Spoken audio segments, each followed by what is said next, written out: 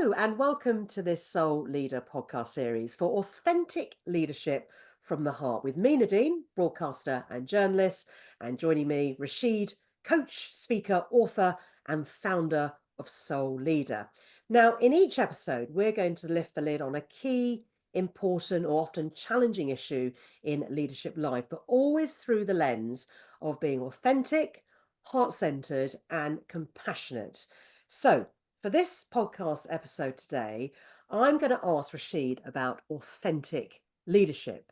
And we're Mm. going to unpack it, lift up the bonnet, and have a good look around it, and then leave you with some top tips on authentic leaderships and what it means to be authentic. Now, Rasheed, I've chosen this topic partly because I've just mentioned that we're doing this through the lens of being authentic, heart centered, and compassionate. And I've decided to hone in on the authentic bit. And I did promise that during our trailer that we Mm. did when we were promoting that we were going to be putting together this podcast series. So, is that good for you? Are you happy to be talking about authentic leadership? Yeah, and I'm delighted about it. And Dean, and just to let all of our listeners in something that people may or may not know, both of our backgrounds, part of it was in background in broadcast. And as an interviewee, I love knowing nothing. Well, and I like to know what the topic is, and that's it. So I love to just dive in because it makes it really alive, and that thing about being very authentic. So I'm loving that topic. I think, Nadine, it's a really good topic to start off with. And funnily enough, it's something that often people do wrestle with. Yeah, absolutely. So, first of all, so there's no element of doubt when it comes to authentic leadership, what is it and why does it matter? Well, I think what it is going to really vary hugely from person to person. What we're really talking about here is you being authentic, you being your authentic self. And so that's a journey of you asking yourself, who am I? What am I about? Why am I here? What is it that I'm doing? Recognizing the skills and the magic that you bring to the table, and then going on that journey so that you're able to show up as true and authentic to you as you can be along that journey. But there will be certain challenges because you may or may not feel safe, recognized, valued, and so on in the place that you work, or by your colleagues, or by your peers, or by your seniors. And you may well be really nervous about showing up as your authentic self. So sometimes it's about being as true to yourself as you're able to be, because you're also on that continuum. So it will vary depending on who you are, where you're at, and it will require you coming back to who am I? What am I about? How can I be true and authentic to myself in my life as a leader, through my work, to my customers, to the organization I'm serving? Yeah, and authentic is a good word, isn't it? You know, you can't argue with that. Who wouldn't want to be authentic? And there are so many aspects, aren't there, to being a soul leader. When I've looked through all your resources and all the stuff and the work that we've done over the years, and we're going to uncover those throughout this podcast series. But actually, does leadership start with authenticity, which is why I wanted us to start with looking at being authentic first? I mean, for me, it's foundational. I don't know if you share that with me, but it's got to be the most important attribute, if not up there in the top three or top five. Is that how you see it? It is, it's certainly how I see it. And that's how the soul leader, the person who's listening to this, who is wanting to be truly themselves, who is really wanting to be heart centered in order to serve. So the soul leader as a person is somebody for whom being true to themselves, being authentic and doing a good job and showing up in service. And that's what they all have in common. And I hear that all the time, Nadine, when I'm working with people day in and day out. Many people will come to me, they're wanting to find their true voice. They're wanting to be true to themselves. Sometimes they've got a very, very clear idea about it. And sometimes they're wanting to kind of unearth that and explore it so that they can show up in that way. But you're right, it's absolutely a starting point. It's why, for example, in the Soul Leader course and in the book, which I'm writing, the Soul Leader book, that it starts off with clarity, because clarity is that starting point of asking yourself, who am I, what my vision, what my values, what am I about, what my ethics, da da da da da, all of that stuff, so that you are clear. Because if you're not clear about what authentic means to you, it's going to be really, really difficult for you to show up in a way where you are being authentic, that other people see you as authentic. And that some of the telling points will be when you need to show up and present, as we teach people often to do in our courses, when you are leading a meeting, when you have got a really important topic to deal with, or when there's a challenge or a crisis. It is at the fundamentals of everything, but it's not easy. And and some of the challenges may well be, again, we pointed to them, they'll come up a lot. What's the culture like of the organization, of the team, of the people who you're around? Do you feel as though you're supported in that authenticity? Are you recognized? Am you the only person who looks like you, thinks like you? How courageous are you going to be? It will require you to soul search. Yeah, no, indeed. So, in a nutshell, being authentic, I suppose, is an alignment, isn't it, between your internal values, your beliefs, your ethics, that's a big word for me, and your personality with your Absolutely. external behavior. So that Such a way of internal self with your external behavior. I mean, That's such a is beautiful that way to right? put it. I think that's such a profound, beautiful way to put it. There's that internal self, the who am I, my beliefs, my values, what am I about? Where am I at in my life right now? What's really important to me? And it might well be some of the things that are important to you 10 years ago, 5 years ago, if you've been leading for a long time, or just if you've been in your career journey for a long time. It might well shift. Certain other values may well be right at the top, or priorities to you. It might well be, actually, right now, it's about my family. It's about working in this kind of way. It's about working flexibly. It's about doing this. It's about doing that. So it's about all of those internal things that are really, really important to you. And those externals: how do I show up? How do I present myself? How do I speak? How do I connect with people in a way that is so true for you? And the beauty of this is that there are some nuances that nobody can teach you. People can point you to it. People can invite you to do it, but you, as a soul leader, you're going to have to embrace it and to step up. This is me. This is what I'm about. And I'm sure Nadine will explore some of these things in our journey, but it may well sometimes mean that you might need to find those other people who can support you to be you. And I will be I'll be in throughout this podcast series, throwing in tips and themes that will constantly reoccur. But there is something about, you've got two teams: the team that you actually work with, or the team you lead. But you're going to need to have a team of peers and supporters and mentors, or people that you can reach out to. Now, that second team that I'm talking about may well be some of the people who can say, yeah, Nadine, that's you. That's because there'll be times along that journey where it's tough, or we might doubt ourselves or second guess ourselves, but there might be, no, that's you. That's got your name written on it. No, be you. That you're brilliant at that. Some Yeah. people are going to have, Nadine, a very good internal, good sense of that immediately. That might be their personality, of the work that they do, where they've got to be kind of aware of it. In our background field, such as media, we've got to know what our strengths and things we bring to the table are. Other people are going to need to do a lot of that searching, sifting, and getting that feedback to do. But it's going to be essential that you find that you can embrace to be authentic for you, and crucially, for the organization, for everybody that you serve. And I'll come back to actually how do you learn to be authentic, which seems like a juxtaposition itself, but hold that thought, because actually before we get there, one of the things I've observed over the years from interviewing leaders and senior leadership teams and the like is that those that have that authentic leadership style bring their whole selves to the workplace, i.e., they're not afraid to share, not everything, but they're not afraid to share who they really are, as opposed to pretending to be someone else at work. So like work is a compartment for many people.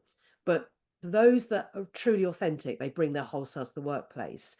And as a trend, if you can call it that, I've seen that growing, maybe as we've seen, the cross generations working together, and the millennials and Gen Z and whatever else, and their styles are being more open, has definitely filtered through to some workplaces. Obviously, as you've mentioned, depending on the culture of the business too. But is that what you mean by it, bringing your whole selves to the I workplace? think that you put your finger on something which is so profound and layered. I would say that maybe what it's about is bringing our whole essence to work.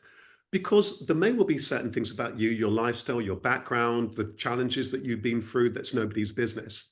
And I think that for each person, they're going to have to navigate, how do I show up with that?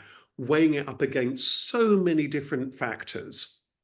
Um, there's that thing about sometimes we don't know what somebody's life is and what they've been through or what's going on for them in that moment.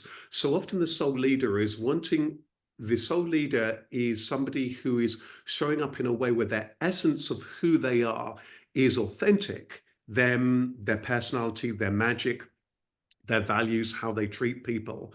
But it may well be that some of the elements of who they are and what they do in their life and their background, their circumstances, or what their political views or other views are, isn't everybody else's business, but that core essence is there. And that's really, really important, because I think one of the things that can be, and I'm sure we'll explore it in different podcasts, is that for each person who's listening to this, they're thinking, well, right now in my organization, this person doesn't want me to show up. These people can talk about X or Y. In this group, it's okay to talk about this, but when I do it, I'm kind of criticized for that, or people question me if I'm needing to leave half an hour earlier because I'm a carer or because I've got this to do and all of that. So there can be all sorts of these kind of other dynamics that can be at play. So I liked also when you talk to that internal thing, because some of that is that thing about the soul leader also has a way of checking in with themselves, developing their own inner counsel.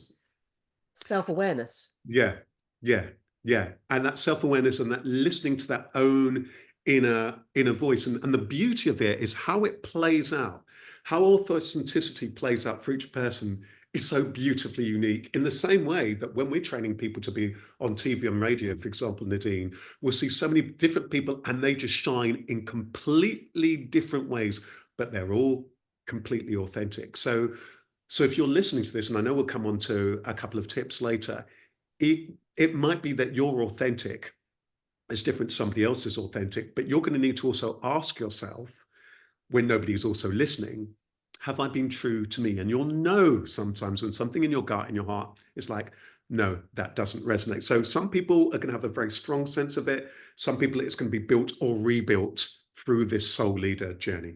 Yeah, indeed. And otherwise, if everybody could just read a book about authentic leadership, then everybody would turn out the same. And that's not the purpose of it. But actually, I've just got this hunch that authentic leadership is pretty rare. It's still rare. I know, as I said, we're getting better as people are bringing themselves to the workplace. But I've seen some major corporate failures without going into detail, which I found really upsetting, actually, particularly when you've interviewed certain individuals over the years, and they've given out a certain set of beliefs, and actually when the scrutiny has been on them, you realise they've been inauthentic, Yeah. and Oh, that's powerful. that is unforgivable in many I think, ways. Nadine, you put your finger, Nadine, on something that is so important and no doubt will be a thread throughout these podcasts. Because being an authentic leader can be rare, or it can be just so difficult, or it would be rare that you really see it because the challenges can be so high. I was just speaking the other day to somebody I want to interview for for the Inspiring Interviews series. So for some people, they might want to listen to them because in different ways, you're going to hear how different people have wrestled with through their journeys. And you see this when you're hosting panel discussions, that thing of being authentic to themselves. I was speaking to a leader who I was very lucky to coach when he had his first. I'm just going to give him away in one way, but when I interview him, he will square this. But I Do was we, very do we need to lucky. call the lawyers? No, we don't need to call the lawyers, but what's I don't have beautiful, one. yeah, what's beautiful about this incredible human being, and this person I'm going to just describe, I'm not going to say anything more about too much about him, but he is a really authentic leader in that he is, first and foremost, he's heart-centered. So sometimes being heart-centered and listening to your heart can help you on this authenticity journey. He's kind, he's caring, he's kind of compassionate. I was very lucky enough to coach him in his first director of an organization or chief executive job. He then went on to do a number of things, including working internationally in some very, very challenging environments where there are all sorts of geopolitical elements going on to it. And he was highlighting the same thing of how that can be so difficult. And so it can be day in, day out, that real challenge of how can I show up as authentic and as true to Yeah. me, true to what I'm doing, and true to the people I'm serving. Sometimes that will mean, for the soul leader, you will have to ask yourself deep, deep questions that might include, do I stay or do I go? And it might well be that I might need to step up and voice things, even though it might not be popular. But the skill of a soul leader is that we're always able to do that compassionately. So it's not just about being authentic to yourself when you're then a soul leader. It's not just then that eternal thing. There will be an element of, am I showing up with that authenticity to the work that I'm doing, to my team, to this project? Do I need to suggest that we go in a completely different direction here?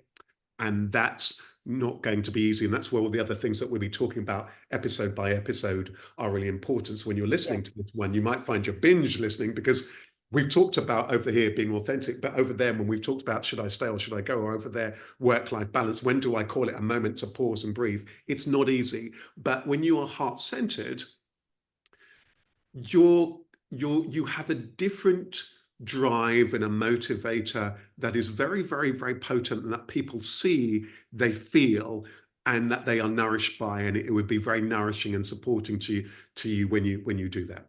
I like the heart on the t-shirt, by the way. Nice one. Yeah.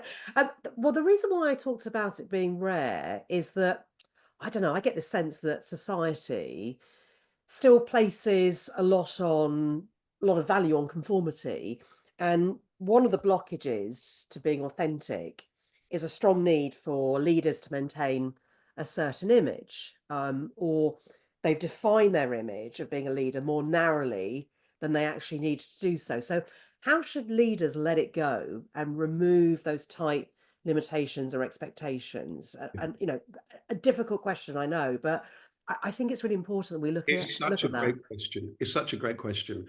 Giving away one of our media tips that when we're media training people, and Nadine, we know that when we're media training people, one of the very first things often we get people to do is understand who they are, understand what their organization's goals are about, and understand what their audiences want. And so authenticity, when we really raise the bar on it, will be an intersection of all of those things. I think often that being authentic is about, we've got to realize that there's you, and then there's the coat that you wear. So the coat that you wear may well mean that things need to be slightly smoothened out. So that's why your talk about the inner and the outer is really important. It may not be appropriate that when we put them all together, then that you're laughing and giggly because that's your style at home. Because when you're also a leader and you're authentic to the brand, it might be that the brand's style is more sober and serious. But that's not to say that you can't start off with a little light-hearted moment. Reading the room, isn't it? That's It's reading reading the the room. room. So Yeah. it's that dance. There is that dance between, but the authenticity is that constantly checking in, because sometimes it is that you're going to need to ask yourself that, am I being authentic to my industry, even beyond my current role? Am I being authentic to myself beyond even my job? Am I being authentic to my organization? You're going to need to be asking all of these deep questions that you're needing to be true. And then at different moments, some of them may well be lead. They're all there and they're present, but you'll know again because you develop a better sense of it. And this is why you said it is rare. I think often us creating the context of our organizations where we begin to value that real diversity in terms of people in every way, in terms of how they think, how it is that they show up, valuing different people of different ages, races, faiths, truly, and are empathetic. And this is why, Nadine, the compassionate lens is the one we always go through, because otherwise we can be really, really caught up. We've always got to see people as a human being and to genuinely honor them all and value them. Otherwise, we will just get lost in the politics. Who is it who said that management is doing things right and leadership is doing the right things? Yeah. Yeah. So it's about that, but as we pointed it, it's a deep, ongoing journey. But people know it when they feel it and when they hear it. And sometimes it's about saying, I'm not sure. I'm having to review this and so on. And people, you'll be amazed, people respond to it. So it doesn't need to be, that's the beauty of it also. It doesn't need to be completely beautifully ironed out. Yeah, It yeah. needs to be beautifully ironed out. Okay, and actually on that, can you coach leaders to be authentic? Is that a thing? And if you can, when you're coaching leaders or running one of your many workshops, how do you get them to be authentic? And as we mentioned, it's kind of like a juxtaposition in itself, going, right, you now need to be authentic. It's like going, oh God, how do I do that? But actually, I'd imagine it's not something you can switch on suddenly and then ta-da! I've got all those relevant skills, which is going to be different for each person, as we said, because we're dealing with individuals and human Yeah. beings. Yeah. But actually, are there baby steps? How would you approach it? How would you, again, is it different from person to person, or is there some sort of core stuff that you start on? I think, oh, this is beautiful. I think that when I'm running my leadership courses, um, in organizations, or there's the soul leader kind of course, it starts off deliberately with clarity, because I'm needing to get clear on a number of things: what your values are in life, what your values are in career, what your values are in relationships, what your own personal mission is, what your organization's mission is, so you can see how these sit, what's your strengths, what your skills, there's quite a lot of stuff that we kind of unearth that will give us the kind of fabric of what that uniqueness and people's magic is. Some people know it, and some people don't know it. Either saying know your magic, trust your magic, use your magic, know that you're a manifestation of life's magic. So some of it for me, when I'm training people, coaching them and so on, I'm nudging, I'm inviting. Very often for the individual, it has to be something that that person is wanting. You'll have to hear, I'm wanting to be authentic.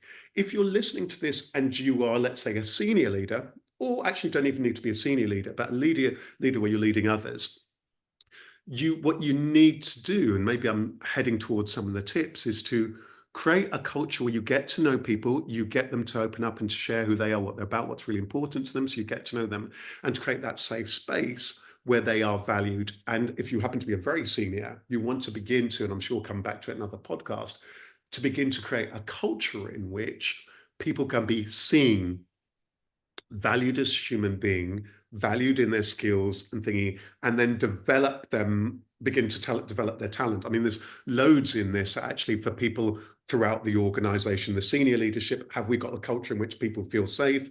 HR and thingy, training, learning, development, and talent. Do we have the people with the right qualities for our organization? Are we as an executive team, are we practicing what we preach here? Are we saying one thing and doing another? And you get a glimpse of this, don't you, Nadine, sometimes when you're chairing those panel discussions, or we know it, isn't it? We're in the media when we spot it all. We're watching something on TV where there's been one of those inquiry, and we can sense, because we know how to ask good questions, hang on, there's been a mismatch there. Has that person been true to themselves? We can see it when it's beginning to unravel. Well, whether it's the COVID inquiry, the post office inquiry, people giving evidence, you're under that spotlight, and it's so telling, isn't it? How those behaviours unravel, and then people know what good leadership looks like and what it doesn't look like. I think that's the key thing. I mean, although we're not here to talk about the inquiries, they have been very telling, and I think have put a spotlight on people in trust. And actually, I think where those businesses that I've come across, like you said, when I've interviewed or worked on media projects or crisis media projects, where the culture and the leaders, are authentic and their behaviours match that as well, um, they're more likely, and I see it when I come across teams, they're more likely to be engaged, colleagues, enthusiastic, colleagues, workmates, whatever, and actually psychologically safer cultures. Completely, You completely. know, it sounds pretty obvious, but Yeah. that is what you get from authentic leadership. That's exactly right. And you put your finger on what, in many ways, this podcast series is about. This podcast series is for that leader at any stage in their journey. Might be starting out or thinking about, okay, I'm ready to take that next step, or am I ready to take that step? Maybe that person is settling into leadership, wanting to kind of upskill themselves with more knowledge, learning, and so on. Or the more senior leader who's really wanting to think through some of those complex things, or supporting their other managers. And it really points to all of these dynamics that can sometimes be complex and challenging. And as you were speaking then, Nadine, it made me think about, yes, there's that personal authenticity, but are we being authentic as an organization? And again, sometimes when I know in the past, when you've done things, or we've done things like crisis meeting, have we been true? Have we been true to, are we being authentic to what it is that we're saying that we're about? So the soul leader is somebody who's first of all asking those questions of themselves, and then they're developing the courage, one of the other principles, to shine that light to the organization. It's not always easy. It's not saying, it's not about being perfect. It's about being as honest to oneself as one can, and realizing that it is a learning journey and there'll be mistakes. And often it's the mistakes that we'll make that actually will help us to learn, be most authentic. How many of us have times where maybe we've been made redundant, or we leave this relationship, or we've had that challenge at work, or we've even just sent that email that jarred, or we upset somebody, that then afterward we realize, and then we retune, and then so the soul leader learns fast in that way. In every scenario, they're checking in. Was I authentic to myself? Was I compassionate? Because for me, authenticity doesn't really work with some degree of compassion to the other. Was I mindful? So I'm not just being authentic. This is just me. This is how. This is one of the other challenges we have for a leader. You can't just be, this is me, this is my style, and everyone's got to Yeah, my way conform. or the highway. No, Yeah, exactly. yeah, You've got to be a rounded, compassionate leader to get the best out of your stuff, and you've got to let them be authentic to them, and that's an ongoing journey. But yeah. it is a listening to one's own. Being It, attuned, isn't yeah, it? Being attuned to yourself and also everybody else out there. So before we head down that route into real practical tips for everybody, on the flip side, inauthentic leaders, without stating, the obvious, are going to then create distrust, uncertainty, yeah. and a lack of passion among the Mhm. team. And I've seen those businesses as well. You see what good looks like, and I've also seen, well, the good, the bad, and the ugly. Yeah. And here's the thing, we all know what it looks like when it's not done well, when we don't feel that the leader is authentic, when we don't feel that we're really valued, that we've said one thing, but we'll do something. Everybody's worked in those organizations. It ties into that adage, I'm sure we'll say it hundreds of times throughout this podcast, that people join their organization, leave their manager. We know we haven't got to a point where we really see or we accurately measure, or first of all, we even recognize the value that you cannot see it directly in monetary terms, although it doesn't take you very far to see it in monetary terms of somebody being authentic. So, for example, I mean, and it's not. There's a number of cluster of things that, as you say, that happen when we're inauthentic, the distrust and so on. Team by team. And I know some places talk about doing it manager by manager. Well, how engaged are their staff? How many sick days are there? Blah blah blah blah blah. Do you know what I mean? There are a Yeah. number of things that you can begin to see on an organization or a departmental level, or even an organizational level, of how that flow through. It doesn't take that much to see it being when people have been treated inauthentically. But also the thing is that being authentic is in all ways, including to our customers and so on. So there's I love that way again and again. You started with the internal and the external, because it starts here, but then it permeates into every single thing that we do. So we might think it's just about this. Actually, it plays out in everything that we do, and it does mean it does put. I say, Nadine, leadership is the beauty of it, whilst it can be incredibly challenging, the beauty of it is every day is just is so rich of learning for that. And different, isn't it? I know. And actually, just a very aside, if people have decided to go to university, they had one of the leaders from UCAS on TV talking about, actually, when people don't get the grades that they want, and it feels like your life is over on your journey when you're 18 or however old you are, when you're sitting your A levels, your B Techs, or your T levels, or whatever. Um, the way they've built their team up, and I hope this is true, when people do ring up, is that, when someone rings you up, they're going to be, pretty unsure what the journey ahead is. Treat them though as this is your own niece or nephew, son or daughter and relative. Have that kindness. And then, everything builds from that. And I thought, wow, well, one, I like that. I like that style. That really resonated with me. And I hope they do that. But I thought, gosh, that's so powerful. And I think as well, without going off onto a complete tangent, we Mm. often forget to put what we're like as consumers in our business of work. How would we like to be treated? So we separate our personal lives, going back to that point, when we're consumers maybe of something, and when we get to business, we forget all of that, thinking, well, actually, do you know Mm. what? If I was on the receiving end of that, would I Mm. really like that or appreciate it? But anyway, I don't want to go off on a tangent on that one. But I But just want to say one thing linked to that yeah, that I think that what it brings to the fore, and one of the things that makes this easy, and I know that we'll soon be segueing to our tips and so on, is that what you've pointed to is, and remember everyone, all listeners, that ultimately the Soul Leader podcast is about compassion. Compassion will have to do one specifically on compassion, because when one's compassionate, all of these things that can seem thorny, tricky and complex, strangely become so much easier when you're compassionate.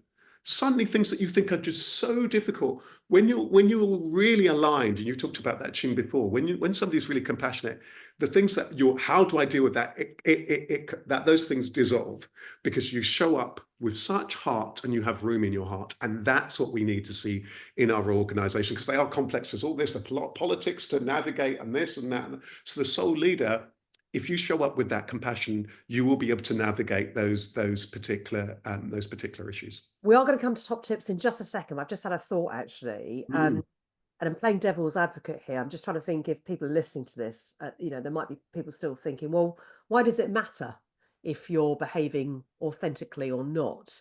I mean, is there a pressure to fake it sometimes? Although it must be exhausting to be inauthentic for any great length of time. Do you know what I mean? Fake it till you make it.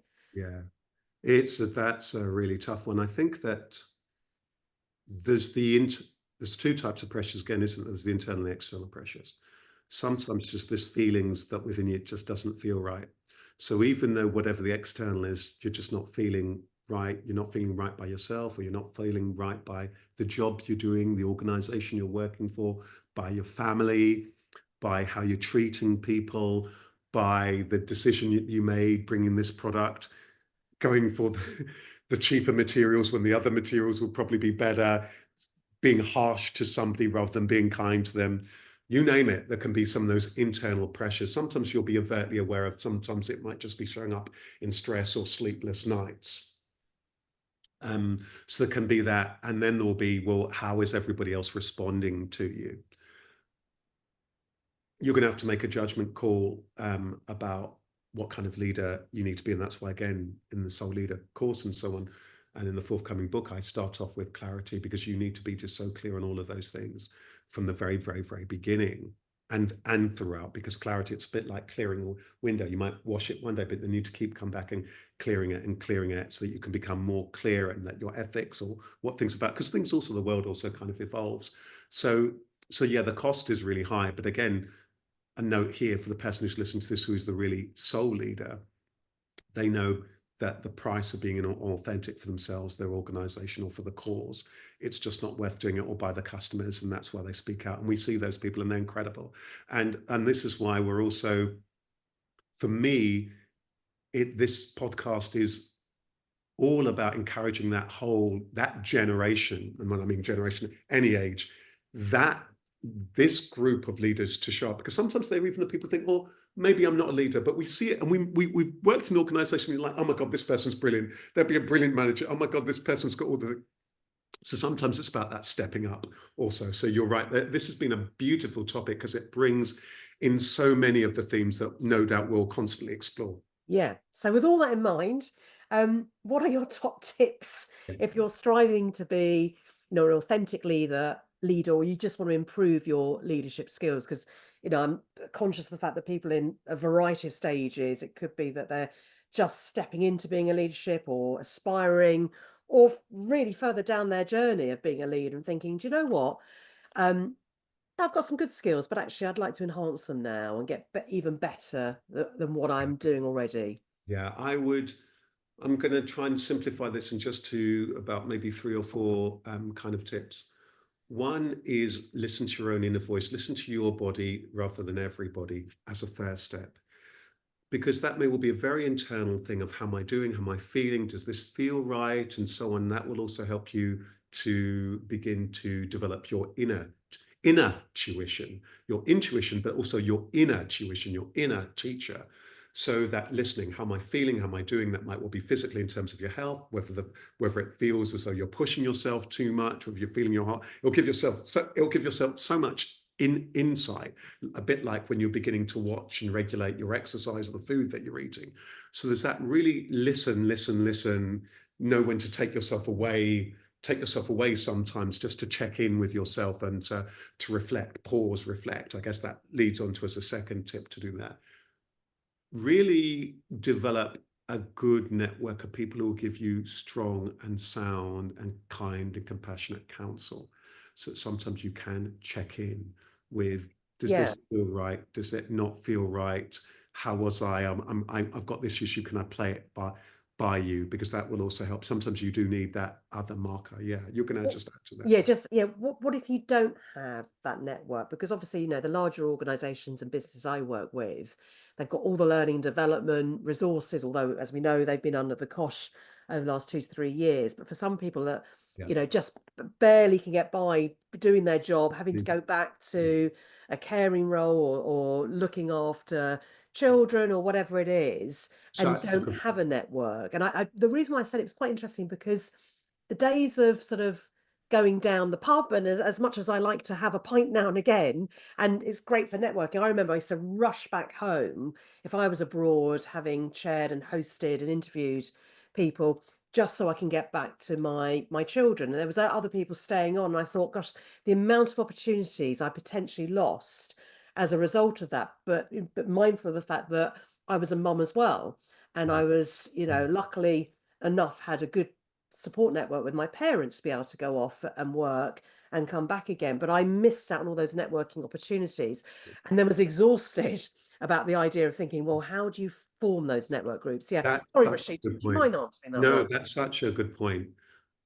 Sometimes, and in the early days, or if things have become quite fractured, or if you're in a new organization, or there's been a radical change, or where you just feel you're unsafe in the organization, there's that psychological safety. It might be that network may well begin with friends, family, people you've known previously. There may be times where there might be, and depending what the issue that you're faced with, there might only be one person. I remember that really briefly, but I remember at one point in my career, and it's a time when there's a lot of challenging things going on, and I didn't feel there's anyone in the organization I could speak to. I didn't want to burden my family with some of those things, and some of the things that I didn't feel as I would get the thing that I would need or that insight, whatever. My best friend provided enough alongside with my own inner voice. And this is why I start with, you've got to begin to nourish and nurture yourself. So you've got that check in, because there's sometimes where only your own voice, even when you've got the other support networks, will know. It might just be a one or two friends, a couple of people, a couple of former colleagues. And this is why, again, when we come onto things like cooperation and conversation, the soul leader builds these really rich networks over time. So you're absolutely right. It may well be there are times that maybe just one or two people who you can check in with, but make a note to yourself, is this a time where I need to go out? But you're right, there are local networks. I know people locally where I live who've had, great support just from something that's in their village, town, whatever, where they've got those little business networks. So it doesn't have to, about be joining whether it's the larger organizations that, people are very familiar with, whether it's the CBI or the IOD or whatever, which financially can be out of reach for people, but equally may not be convenient and may Yeah. not tap into what people need. And that's the And British Library as well has always been good when it comes that's right. to And there's a few just side notes sidebars for our listeners, maybe for future podcasts and so on. there may well be times, just like you described, Nadine, whereby everyone goes to the pub. Well, it might well be because of personally, ethically, or morally, or because of time or circumstances or family. You're not one to go down the pub where people might, let's say, network even now or in this room or Well, they're when. doing it less now, Rasheed. Yeah, They're saying that the days are over right, now because the cross generation and right, pandemic that people right, now don't right. do that Right. anymore. So that thing about bit by bit, as a side note, beginning to develop those rich relationships is incredibly important. And it is one of the trademarks of the soul leader, because they will value everybody. They will have relationships with the person from reception to whatever. Now, as a leader, again, there'll be challenges if we're working things like virtually, about how you're going to be able to create the environment in which people can bond and they build genuine relationships. We'll come on to that Yes. Sorry, you were doing your beautiful top tips. You were talking yeah, about networking. yeah. So What to else have you got in recap, the bag, Rasheed? So just to recap on those things. So the first one we've talked about is really that listening within. So you begin Yeah. to trust your own inner tuition, because there will be times linked to the other things that we said will be very lonely, where you just may not feel I can even talk to any one person, maybe only one person who I used to work with, or a friend or family member. But do know that sometimes if people don't know all the ins and outs, know to reach out, because there might be something very deep that's going on that you might need help because something's really resonated with you in other ways. So you're going to need to also, through that inner tuition, is there something here that's jarring with me that also needs to be addressed in another way, that I'm feeling that I'm being authentic? It could be something that's major, something that's going on for you. It might be something in the organization to have a safeguarding team. You're going to need to make yourself a judgment call of the people you can talk to. Is there a union? Is this, you're going to have to need to think and find that out. But the general message is to reach out, and have those conversations. You might even find yourself in a very difficult place where there might be times you're having a conversation with someone like Samaritans. If the feelings that you're feeling are taking you down to a place where you're really, really, really struggling, which can happen sometimes when we feel as though we're being deeply inauthentic, and then our health, our stress, and so on, that can happen when we're feeling isolated or lonely or marginalized, and so on. So do that. Reach out to the people who it is that you know when. Sometimes I think with this thing is, do you need to sometimes, maybe this will be one of the last tips that I will add here, there may well be times where you need to step back or step away for a moment. It might be a moment to pause and breathe, to recenter. It might be for the day because that meeting was just really hard and people have lost their tempers, and you need to go away, spend some time with a friend, rant at somebody, or go and do something you really enjoy. Or is it something you've been doing for something like you need to step away or step down in some way, shape, or form? All things for you to think about. But there will be, but you'll know these telltale signs in the body, in the shoulders, in the heart, in the gut, when you're being inauthentic. Build the rich relationship with yourself and others step by step to help you to be authentic. Yeah, but otherwise it becomes overwhelming, and then you can't see the wood from the trees, can you? And that is the case. That I think many of us can feel overwhelmed, depending on where we are in life. It can happen. It can just be a temporary state, but for some people, it can last far too long, and it's not good for all sorts of reasons that you stated, both physically and And the mentally. final win, then, Yeah, to wrap that up, Nadine, is that the win, when you are being authentic, is that you see, even those difficult times, how people respond to you, and people are grateful. So even when there are yeah. difficulties and challenges, people are fine. And it People makes you a are, better leader. Does it make you a better leader? makes you a far better leader. It means that you're far more in tune. You're going to hear about what's going on in your organization. When the problem, people aren't going to be afraid to tell you. You're gonna just have that. Really briefly, I don't want to single anybody out, but I'm going to single this person out just for a moment as an example.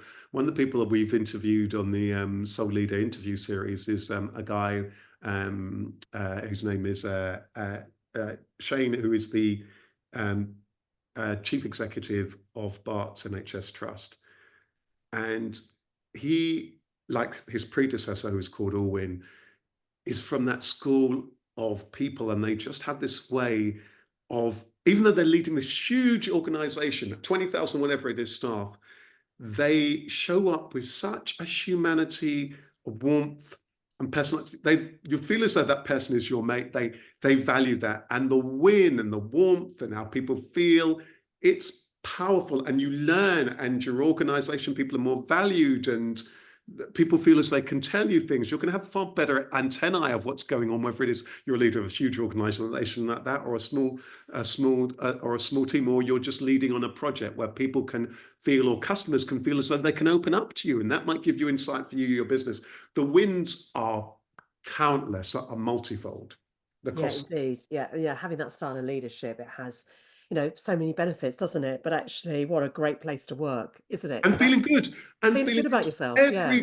every day, every conversation, because everybody you've met has been valued. Because even though today we're talking about authenticity, every episode we're really talking about compassion. It means that every interaction, I have a saying that Centered. business should be transformational, not merely transactional. It should be transformational every moment, every Yeah. day, every day. Yeah.